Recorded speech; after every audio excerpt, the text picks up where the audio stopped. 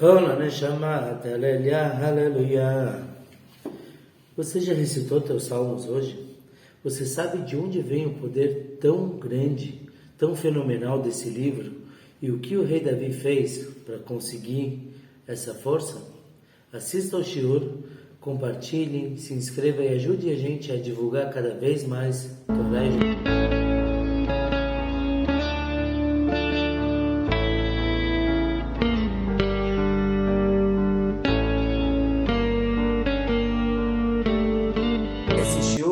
só lembrando que o pessoal que já acompanha há 2 anos, então esse shiur a gente já falou sobre o Teilim 2 anos atrás, agora a gente aprimorou um pouquinho para trazer mais conhecimento sobre esse livro.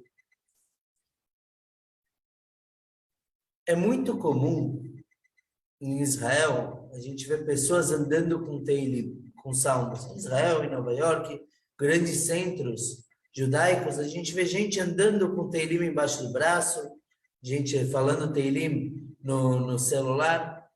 Os salmos do rei Davi, em hebraico, Teilim, eles são parte integral da vida de um judeu. Muitos costumam recitar o Teilim quando estão esperando a fila do médico, no ônibus. E hoje a gente quer entender o porquê. Por que o Teilim ocupa um lugar tão especial na nossa vida? Afinal de contas, para qualquer um que abra o livro de rezas, o Sidur, ele vai ver que a maioria da nossa reza diária é Teilim. São os salmos, capítulos especiais escolhidos a dedo pelos nossos sábios para recitarmos todos os dias. Temos, por exemplo, o Ashrei Yoshvei Beitecha, que na realidade é uma junção de 2 salmos que recitamos 2 vezes de manhã, mais uma vez à tarde. E hoje vamos entender então por que o Teilim ocupa um lugar tão especial na nossa vida. Na realidade, o Teilim, ele acompanha a nossa vida desde o parto, quer dizer, até mesmo antes de nascermos, até que todos tenham vida longa, mas até o enterro temos o Teilim. Ele abrange toda a nossa vida. Quem escreveu os Salmos foi o nosso rei Davi, segundo rei, desde que o povo entrou na terra de Israel. E ele é chamado no Talmud como o doce cantor do povo judeu. Tanto que se diz que quando Mashiach chegar, quem vai fazer a bênção, quer dizer, o convite da bênção antes do Birkat Hamazon, da reza de agradecimento da comida, vai ser o rei Davi, por ele ser o nosso cantor. Como era a vida do rei Davi? Se a gente lê no Tanakh, ele foi muito sofrido, ele foi perseguido, os irmãos não gostavam dele, depois ele foi contratado pelo rei Shaul, que também começou a perseguir ele. Mas quando ele era rei, ele tinha um costume muito interessante. Ele acordava todos os dias à meia-noite para recitar salmos, para louvar Deus. Como ele fazia isso? Então o Talmud conta que na primeira metade da noite ele tinha um sono de cavalo. E tem várias interpretações do que é isso. Tem gente que fala que o cavalo ele não dorme mais do que 3 minutos de uma vez só, ou mais do que meia hora. Quer dizer, ele dormia de uma forma muito recortada. Ele estudava a Torá e adormecia. O rei Davi não ia realmente dormir. E à meia-noite soprava um vento do norte, se eu não me engano, e soprava numa harpa que ficava pendurada, e com isso o rei Davi se despertava e começava a louvar Deus. Essa harpa tinha um outro uso, que era quando as pessoas escutavam o rei Davi despertando com essa harpa, então as pessoas se inspiravam nisso, falavam, poxa, se o nosso rei, ele desperta à meia-noite para estudar a Torá, para recitar louvores, nós também podemos e devemos fazer isso. Então, na realidade, embora o rei Davi fosse o comandante desse despertar, muita gente em Jerusalém também despertava com essa harpa para rezar para Deus. Os Salmos do rei Davi, ele é um livro com 150 capítulos. E, na realidade, não foi o rei Davi que escreveu cada um deles, Boa parte sim foi, mas houveram outros 10 autores, compositores que participaram do livro de Rei Davi. Avraham Avinu, temos salmos dele no livro, temos de Moshe Rabbeinu, entre outras pessoas, inclusive o primeiro homem, Adam Arishon, Adão, também compôs salmos que constam no livro do Rei Davi. O Rei Davi compilou com espírito de profecia, ele soube quem falou o quê e anotou. Outros dizem que esses 10 justos que vieram antes do Rei Davi, eles se inspiraram no que o Rei Davi eventualmente viria a escrever e recitaram. Então não se sabe exatamente quem compôs, se foi o Rei Davi ou foram esses 10 outros justos também, mas na prática o Rei Davi que pôs tudo por escrito e organizou para que todos pudessem recitar. O Rei Davi ele tem uma conexão muito forte com Adão. Adam Arishon, quando ele pecou, ele viu que ele trouxe uma coisa muito ruim para o mundo, a morte, a finitude dos seres vivos. E ele buscou, com o Espírito Divino, com profecia, ele buscou quem viria a reparar o erro dele. Quem seria aquele homem que conseguiria consertar o pecado do fruto proibido? E aí ele encontrou o rei Davi. Só que tinha um probleminha. O rei Davi, pela profecia, ele viveria somente 3 horas. E como é que um bebê com 3 horas de vida, até 3 horas de vida, poderia consertar o pecado de Adão? Então Adão viu que ele viveria 1000 anos, ele falou para Deus, pega 70 dos meus 1000 anos e entrega para o rei Davi. E assim ele viveu exatamente 70 anos, de Shavuot a Shavuot. E Adão viveu 930 anos. Por que eles são tão relacionados? Porque o Adão, até ele comer o fruto proibido, o mau instinto, os desejos errados, não faziam parte dele. Ficavam à parte. Pertenciam à cobra. Quando ele comeu o fruto, ele internalizou isso. Tanto que na Torá consta que Deus fala que agora que o homem conhece o bem e o mal, ele deve ser mortal. Porque se ele for imortal, ele vai imortalizar também tudo que é negativo. Então, Adão colocou o negativo para dentro do homem. Já o rei Davi, ele fez exatamente o contrário. Ele diz nos Salmos, Velibi halal bekirbi, o meu coração está vazio dentro de mim, porque com tantos jejuns que o rei Davi fez, ele conseguiu matar o mau instinto dele. Então, ele não tinha desejos errados. Inclusive, quando se fala sobre o rei Davi, se menciona a Batsheva, que aconteceu, que ele viu uma mulher formosa e mandou o marido para a guerra para que ele morresse e ele viesse a casar com ela. Existe toda uma explicação que não é o tema do nosso shiur, Bezrat Hashem, abordaremos em outro momento, mas também os sábios dizem que aquele que fala que o rei Davi pecou, ele está pecando. Existem explicações profundas para toda aquela história. Eu vou deixar vocês curiosos e Bezrat Hashem em breve vamos explicar tudo. Então, o Davi, de certa forma, consertou o que Adão fez. E quando ele escreveu o livro de Teilim, os Salmos, então ele possibilitou que todos pudessem fazer isso. Uma outra relação interessante, entre parênteses, entre Adão e David HaMelech, é que Adão se escreve com as letras Aleph, Daled e Mem, ou Mem Sofit. Aleph pertence ao Adão, o Daled pertence a Davi e o Mem pertence a Mashiach, o nosso Salvador, que inclusive vem da casa de David HaMelech.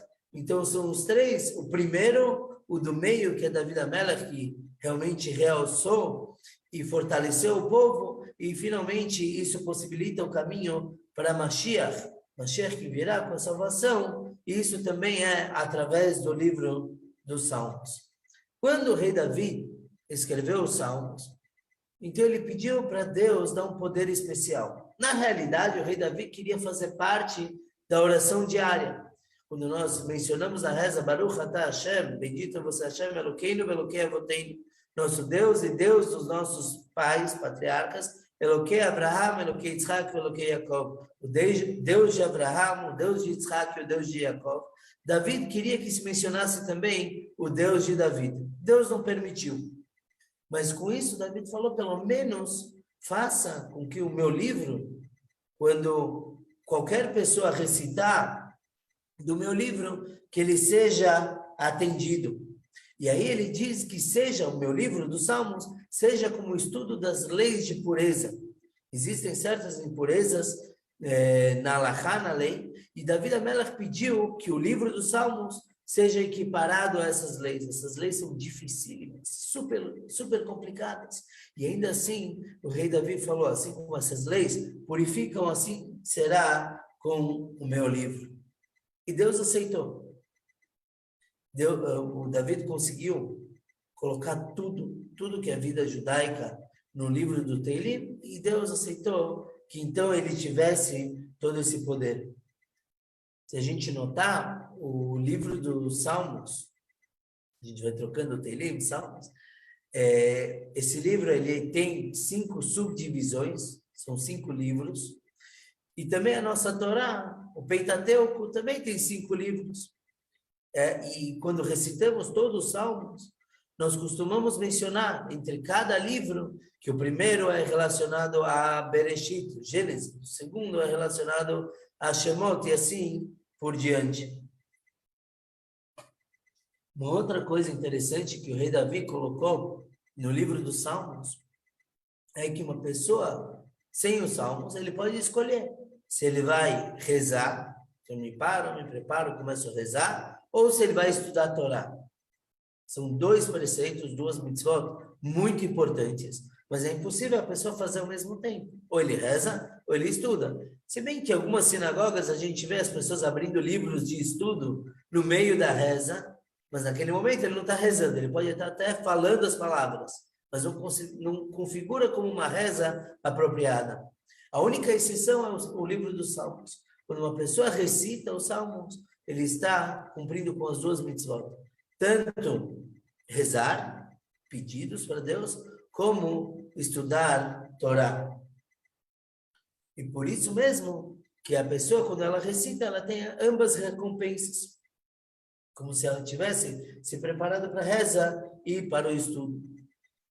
Com esse pedido do rei Davi, ele conseguiu que a recitação dos Salmos quebre qualquer decreto. E por isso, antes de Rosh Hashanah e Yom Kippur, os dias de julgamento, é costume recitar mais salmos, nós acrescentamos salmos. Tem uma divisão que se faz de 3 capítulos por dia, desde o início do mês de Elul até o Yom Kippur, e no Yom Kippur a gente recita um pouquinho mais, porque tem essa força. Se Deus nos livre, Deus decretou alguma coisa negativa, os salmos conseguem reverter esse decreto. O Rebbe de Kotsk, ele falava que o Teilim é muito mais poderoso do que podemos imaginar. O rei Davi organizou ele de uma certa forma, e por isso ele tem o poder de curar doenças. De outra forma, que nós não sabemos qual, o livro dos Salmos poderia ressuscitar mortos. O rei Davi falou, não dá para deixar esse tipo de força, esse tipo de poder na mão de pessoas comuns. A gente pode acabar usando isso de forma errada. Então ele trocou a ordem dos capítulos e versículos para permitir somente curar as pessoas, o que não é pouco também. Histórias sobre Teilim não faltam. A gente pode procurar na internet, por exemplo, tem sobre salvação, acidentes evitados, ou pessoas que saíram bem de acidentes. Uma história que eu achei ela muito bonitinha. Aqui temos o Supercar, temos algumas lojas kasher, e a gente vê que na quinta-feira, sexta-feira, é bem movimentado. Não é uma comunidade tão grande, mas vai muita gente. Em Israel, na véspera de festividades, é uma loucura. É uma correria. Como costume, todo mundo deixa para a última hora para ir comprar comidas e coisas que faltam para a festividade. Então, na véspera de um Sukkot, estava lá no mercado, toda uma fila. E o homem que estava na frente do caixa, ele constantemente saía para pegar mais alguma coisa. Então, ele estava passando as compras, opa, esqueci o iogurte, esqueci o queijo. Ele saía, voltava, saía, voltava. Até que a pessoa que estava atrás dele na fila se irritou. Falou, que isso? Está todo mundo correndo, é véspera de festividade, você fica enrolando aí? É uma vergonha, que falta de consideração pelos outros. E aquele homem que estava passando o tempo todo, vamos chamar ele de Reuven, ele ficou muito envergonhado. E ele saiu do supermercado, deixou tudo lá e saiu.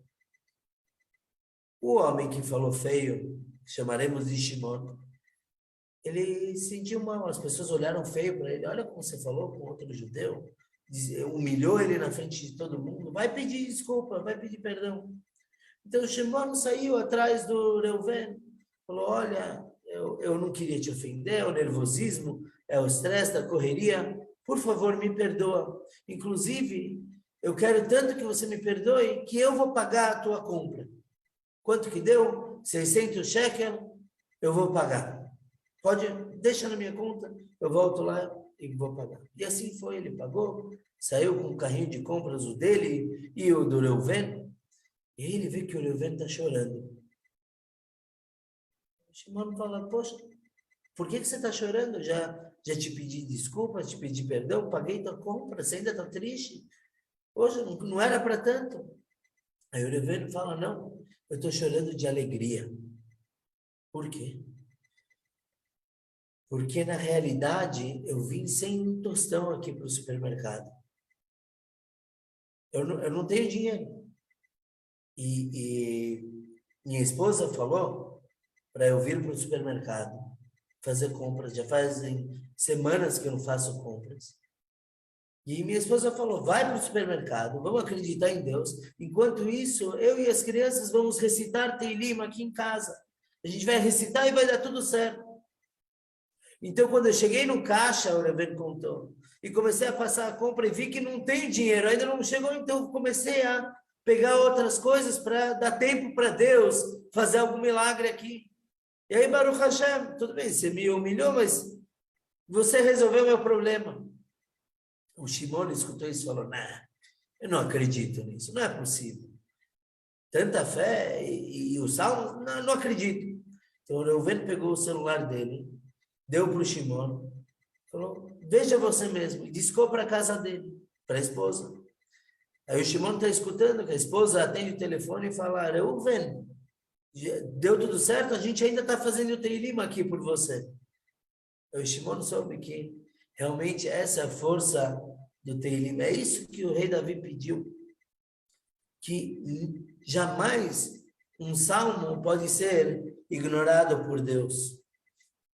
Se a gente precisa de uma coisa correta, a gente pode contar com o rei Davi. Inclusive, se uma pessoa se dedica à recitação dos salmos de forma diária e constante, os sábios dizem que quando a pessoa falece depois dos 120 anos, o próprio rei Davi vai receber ele para adentrar ele no paraíso, no Gan Eden.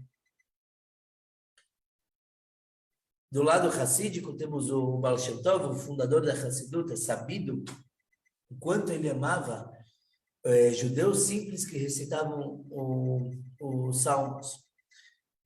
Certa vez, os alunos do Baal Shem Tov reclamaram para o mestre, falaram, mestre, como é possível? O senhor fala coisas tão profundas, Kabbalah, Hassidut. Você deveria dar mais valor para os seus alunos somente, não para esses homens simples que só sabem recitar o Teilim. Porque como funcionava? No Shabat, no sábado, o Baal Shem Tov recebia seus alunos para a primeira refeição de sexta-feira à noite, e gente simples. O Teilim, o mesmo acontecia no almoço. Na terceira refeição do Shabat, à tarde, ele recebia somente os alunos. E ele percebeu que os alunos estavam incomodados. Que o Rebbe, mestre, dá atenção para pessoas simples. Então, naquela refeição, na terceira refeição, onde estavam somente os seus alunos, o Baal Shem Tov mandou eles se darem as mãos, se abraçarem. para formar um círculo. E quando o Baal Shem Tov fechou o círculo, se apoiando nos dois alunos dos seus lados, eles começaram a escutar uma melodia maravilhosa, profunda. E os alunos começaram a entrar em êxtase, nunca haviam escutado algo tão belo. E quando o Baal Shem Tov interrompeu o círculo, ele perguntou para os alunos, gostaram? Claro que eles gostaram. O Baal Shem Tov falou, essa melodia vem dos salmos que o pessoal sempre está recitando aqui do lado.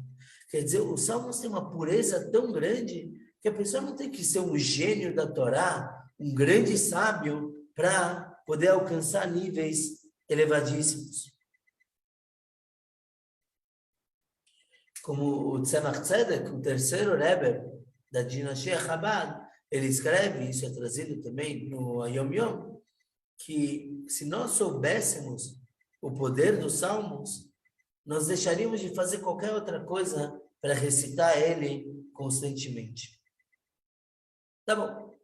Já entendemos? Salmos são belos, um belo livro de Teilim. Mas por quê? O rei Davi pediu para Deus, tudo bem. Mas de onde vem essa força? Como o rei Davi sabia que Deus iria amar tanto o livro dele? A gente tem essa resposta posteriormente com um outro rei. Nebuchadnezzar, em português ele tem um nome terrível de pronunciar, Nabucodonosor. Ele era um rei perverso, que uma vez mandou queimar 3 profetas, Mishael, Hanania e Azaria. Ele jogou eles numa fornalha e eles sobreviveram. Deus fez um milagre, eles saíram intactos. E naquele momento, Nabucodonosor, ele sentiu uma vontade de louvar Deus. Ele se inspirou muito. E ele queria compor poemas mais belos do que o livro do rei Davi. E ele começou a falar. Nisso veio um anjo e deu um tapa nele para calar ele. Por quê? Por que que o anjo não deixou esse rei, apesar de perverso, recitar louvores para Deus, mais belos do que o Teilim? Então, o rabino Rabi Yaakov Galinsky, ele trouxe uma explicação muito bonita. O anjo não veio calar o rei. O tapa dele não foi com esse propósito de calar. Ele simplesmente quis dar uma oportunidade para o rei. Por quê? Como e quando que o rei Davi compôs os salmos?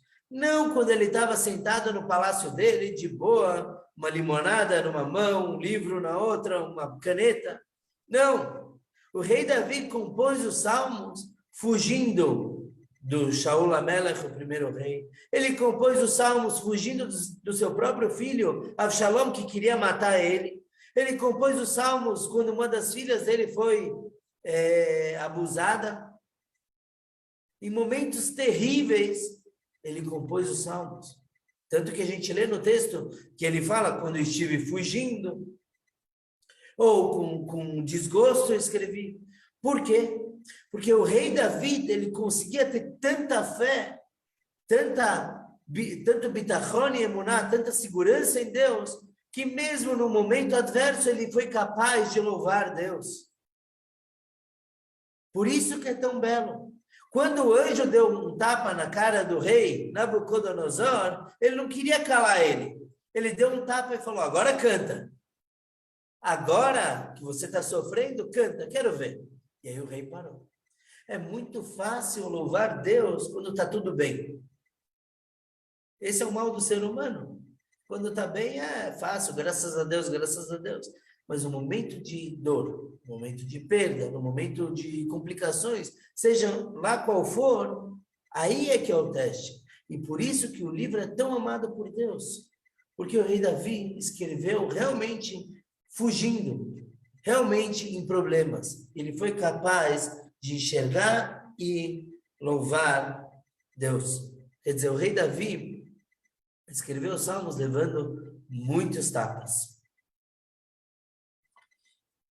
Como falamos antes, o rei Davi conseguiu condensar nesse livro, que não é nem tão grande, levou umas 4 horas para recitar ele inteiro, ele conseguiu colocar toda a história do povo, tanto do deserto, tanto histórias pessoais, o que acontece com cada um de nós. Por isso, está escrito que todo mundo consegue se encontrar no livro dos Salmos. E assim também, os Salmos fazem parte da nossa vida o tempo todo. Falamos do parto, existe uma lista que o pai da criança que está para nascer deve recitar quando a mulher entra em trabalho de parto. Às vezes não dá tempo, geralmente não dá tempo de recitar tudo, mas são salmos que visam trazer tanto tranquilidade para o parto, quanto para o bebê que está nascendo. Depois recitamos salmos diariamente, recitamos no Brit, na circuncisão, no dia do aniversário. Perdão, existe um salmo que cada um deve recitar, que é o da idade dele mais um, que quer dizer, eu tenho 36 anos, então eu recito o 37º salmo. Por quê? Porque eu estou vivendo meu ano 37. Então a pessoa deve recitar diariamente o dele, é correto recitar do cônjuge, dos filhos, isso inclusive traz muita bênção para os filhos. No dia do aniversário também se recita, deve tentar recitar todos os salmos, ou pelo menos um dos 5 livros dele. No Shabat, antes do início de cada mês, chamado de Shabat Mevarchim, o Shabat que nós abençoamos, o mês seguinte devemos recitar. Mencionamos também dias de súplicas, que é Rosh Hashanah, Yom Kippur. No casamento, no dia do casamento, o noivo e a noiva devem recitar constantemente salmos, e como falamos antes, até mesmo no enterro. Quem já escutou aquela música? David, Melech Israel, Chai, Chai, Vekayam. O que é David, Melech Israel? David, o rei de Israel, ele é Chai, Vekayam. Ele é vivo e está aqui. Por que a gente fala isso? A gente sabe que ele foi enterrado. As pessoas visitam o túmulo dele. Por que a gente afirma que o rei Davi está vivo? Porque existe um conceito interessante de que quando recitamos algo escrito por um sábio, um justo, esse sábio fala no túmulo, os seus lábios se movem. A gente nunca viu isso, mas os nossos sábios afirmam que isso acontece com a pessoa. Então, se eu recitar um discurso de Moshe Rabbeinu, então Moshe Rabbeinu vai recitar junto comigo. Já os salmos, por serem parte integral da nossa vida o tempo todo, então no mundo todo sempre vai ter alguém recitando salmos. Então o rei Davi está vivo, porque não deixa ele ficar calado no túmulo. Ele está constantemente acompanhando os salmos de alguém. Isso é muito precioso. O rei Davi, ele protege em vida e também, após a vida, todos aqueles que se dedicam a recitar os salmos. Uma história foi contada pelo Reb Mendel de Kozov. Eu já contei essa história uma vez aqui na sinagoga, mas eu acho que ela transmite uma mensagem muito bonita. Tinha um shtetl, para quem não sabe Yiddish, são as pequenas cidades, comunidades judaicas na Europa, aquelas bem... Quem já viu violinista no telhado, dá para ter uma noção do que é um shtetl. E fala que no shtetl todos se conheciam. Então tinha o Berlo, o Gana, Berlo, o ladrão. Tipo, todo mundo sabia que ele era o ladrão. Continuava lá. São figurinos de cada shtetl. Então, nesse shtetl que vamos contar, tinha um rico chamado Berish. Era uma pessoa de muitas posses e era um grande sábio da Torá. Num dado momento da sua vida, ele se inspirou e quis escrever um rolo de Torá, um Sefer Torá. Mas ele quis caprichar muito. Como que a gente faz hoje em dia para escrever um Sefer Torá? A gente pega apenas uns $30.000 e paga para um sofeiro, escriba, escrever o Sefer de Torá e faz uma festa. Se Deus quiser, faremos uma aqui na sinagoga, por que não? Nosso presidente está presente. Bezrat Hashem. E esse Beres, ele quis caprichar mais. Então ele comprou bois e vacas vivos, mandou fazer o abate ritual, a carne ele distribuiu entre pobres que eram estudiosos de Torá, e com couro ele mandou fazer o pergaminho, afinal de contas, a Torá é escrita em pergaminho animal, em couro animal. E ele cuidou muito bem para que fosse o melhor sofrer, o melhor escriba, e demorou um tempo para escrever. Quando terminou, ele organizou toda uma festa, um banquete, convidou todo mundo do Steitele. Foram todos. Naquela festa, estava um judeu chamado Zanvil. Esse Zanvil era um cara muito simples, que carregava água. Afinal de contas, antigamente não tinha água disponível para todos, não tinha encanamento. Então, tinha pessoas mais simples que iam até um riacho, um poço, enchiam 2 baldes d'água e levavam, começavam a distribuir, vender, e depois voltavam e enchiam mais. Esse Zanvil trabalhava com isso.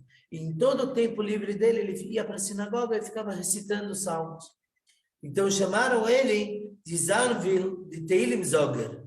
Zoger, quer dizer, o falador, ele era o falador de Teilim, o tempo todo ele falava Teilim. Ele também foi para esse banquete. Só que ele chegou lá faminto. E em lugares com muita pompa, as pessoas não vão comer direto.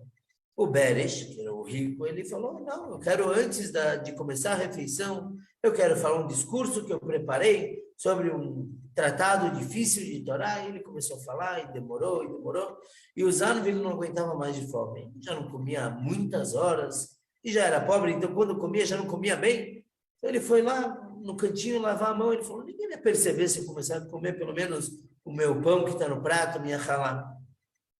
Mas o Beres viu. Lá de cima, falando o discurso, ele viu o Zanvil começando a comer. Ele começou a gritar com o Zanvil. Ele falou, o quê? Você foi lavar as mãos antes dos rabinos e sábios presentes? Quem é você? Você acha que só porque você recita salmos todo dia, você é mais importante do que alguém aqui? Que vergonha como você faz isso. O Zanvil não aguentou, foi correndo para casa sem comer nada, humilhado, desprezado. Tá bom? O banquete seguiu, o Zanvil em casa todo deprimido, pensou, quem sabe, talvez valha a pena parar de recitar salmos. Afinal de contas, ele me humilhou com o salmo que eu recito. Talvez não valha a pena mesmo. Tá bom? Aquela noite, todos foram dormir. E o Beres, ele sonhou que estavam levando a alma dele do mundo. Ele estava indo para o tribunal celestial, se apresentar perante Deus. E lá ele viu um rei olhando muito bravo para ele. Quem era? O rei Davi. E o rei Davi falava no tribunal celestial que esse Beres, apesar de ser uma pessoa que fazia muitas boas ações, caridade, estudava muita Torá, ele merecia a pena de morte, porque ele humilhou o Zanvil. O Zanvil, que recita os salmos do rei Davi, foi humilhado, o rei Davi exigia a morte dele. E nisso veio o Baal Shem Tov, falou, não, para quê? Para que matar o Beres? Quem vai ganhar alguma coisa com isso? O Zanvil já está chateado, ele já não quer mais recitar salmos. Então, o Beres não deve morrer, ele deve voltar para o mundo e se ocupar em difundir essa história, em difundir a recitação dos salmos. Beres então, acordou todo assustado, ele entendeu a mensagem, ele foi correndo para a casa do Zanvil, e o Zanvil, quando viu ele, falou, poxa, você já me humilhou no teu banquete? O que você veio fazer na minha casa? Beres explicou tudo, contou a história do sonho dele e falou, não, pelo contrário, agora eu quero te pagar para você recitar salmos. Às vezes a gente começa a olhar para o teto, começa a ver a vida passar. Nesses momentos, sabe, instruem. Pega, se não está com cabeça para estudar a Torá, que também é muito importante estudar, pega salmos, recita os salmos, porque não, a gente não sabe de onde, que efeito vai trazer isso.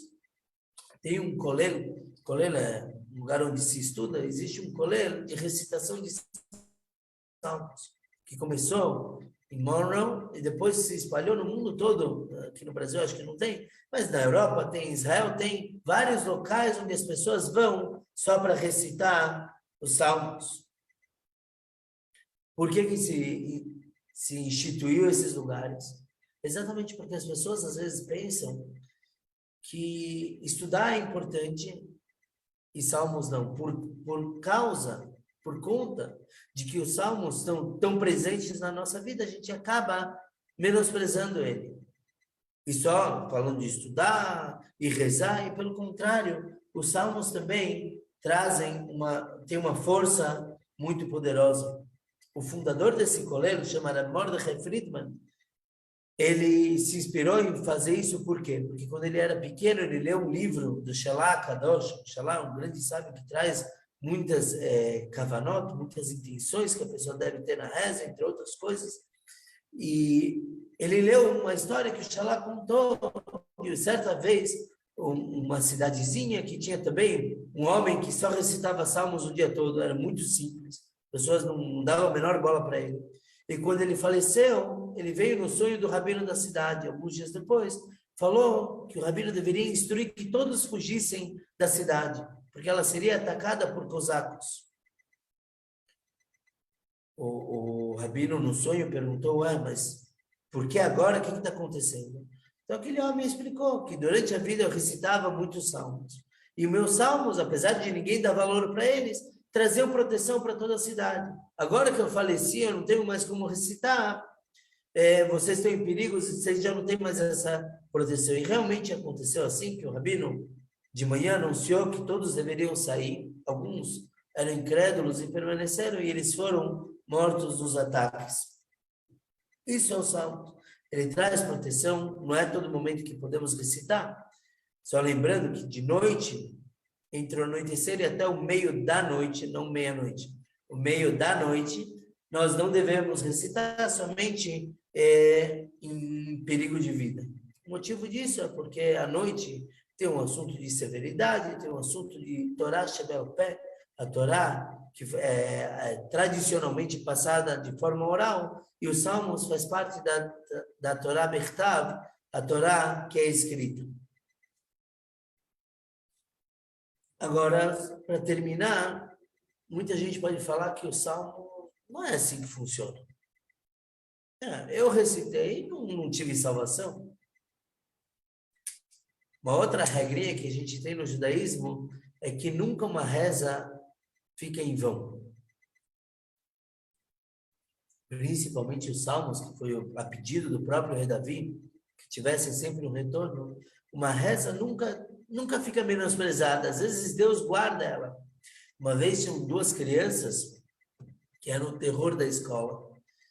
E quem dá aula em escola sabe como, às vezes tem umas crianças que são espílicas, não conseguem ficar sentadas, não perdem uma oportunidade de fazer bagunça. Então, tinha duas crianças de 6 anos que eram o terror da escola. E num recreio, no intervalo, o professor viu eles recitando salmos, recitando. Ele achou isso muito estranho. Não era do feitio deles. O professor foi perguntar o que está acontecendo. Então, um menino que chamava Shmuli falou que a mãe do Chaim, que é o outro que está recitando, a mãe do Chaim está em trabalho de parto. E o Chaim só tem irmãs. E ele quer um menino. Então, a gente está recitando muitos salmos para nascer um menino. Não é assim que funciona. Então, 20 minutos depois, o professor entrou, dando Mazel Tov para o Chaim, que nasceu uma irmã. Naquele momento, o Chaim e seu amigo Shmuli ficaram bravos, falaram, salmos que a gente recitou é tudo à toa, não valeu a pena. Adivinhe com quem o Shmuli casou 20 anos depois. Fizeram salmos realmente para o bem daquele bebê. Baruch Hashem, que não nasceu um menino. Era a futura esposa dele. Salmos estão aí. Tem vários tamanhos. Tem aplicativos. Tem um pequenininho que vai na bolsa. Por que não? Usar e abusar. Dá para ler sem moderação. Trazem brachá. Se a gente não tem motivo para recitar salmo, pega uma lista de pessoas que precisam de saúde, senta e consegue, recita. Justo chegou aqui uma ideia do Reb Shaul. Mencionamos aqui que é costume recitar salmos no Shabbat antes do início do mês, que por acaso é o próximo Shabbat. Muita gente tem dificuldade de recitar todo o livro. Eu lembro que quando eu tentava começar, eu levava mais de 7 horas. Para um adolescente, para uma criança, é complicado. Então, o que pode se fazer é dividir os salmos. Então, mesmo se a pessoa não vai na sinagoga, quer dizer, tem que vir na sinagoga. Mas se a pessoa está em casa, a pessoa está viajando, ela pode recitar. Então, se divide 10 para cada um, dá 15 pessoas, ou dá para dividir menos. Fica aqui a sugestão, escolha